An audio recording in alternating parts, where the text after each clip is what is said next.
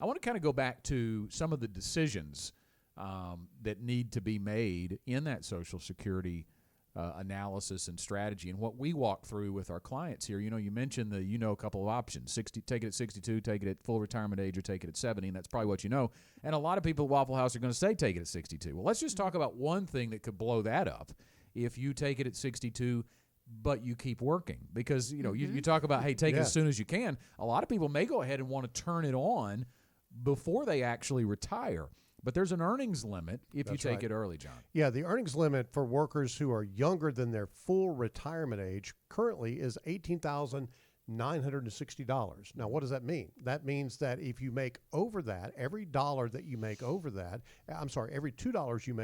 they take away $1 of your Social Security. So it doesn't really do you any good if you're still working to take Social Security, especially if you're making a pretty decent income. Right, that's right. I mean, you don't want to be taxed on your earnings there. That's just a pointless strategy. So, this really is a good reason for someone to have a coach. You need someone to help walk alongside you and guide you in that.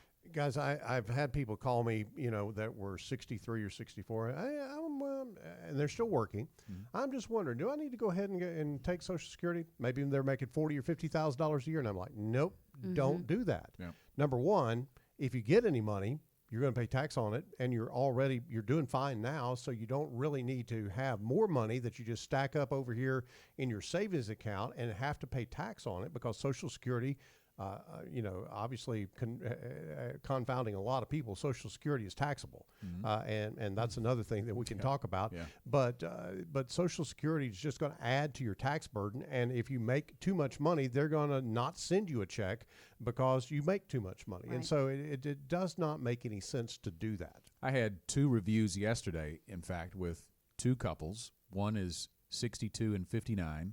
And the other are 62 and 62. And we had these exact discussions because 3 of those 4 people have reached the eligibility age to start taking it, but none of them are ready to retire yet. Mm-hmm.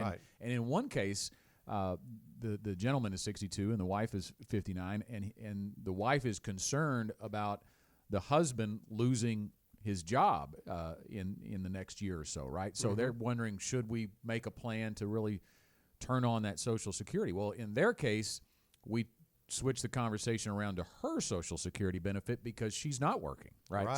So in 3 years, she'll be eligible, but we've got to get there. So those are kind of some of the, just a little, you said inside baseball, just a little bit of the discussions that need to take place, because you don't want to take that penalty. But the flip side of that is if you are ready to walk away, but not entirely, we work with a lot of people too, John, that have pretty large incomes and would never be able to turn on Social Security at 62 if they kept working their full-time job. Mm-hmm. But if we're working in a plan for work-tirement, as you've coined the phrase, where you're going to work part-time, we can walk right up to that $19,560 and not have to worry about that penalization.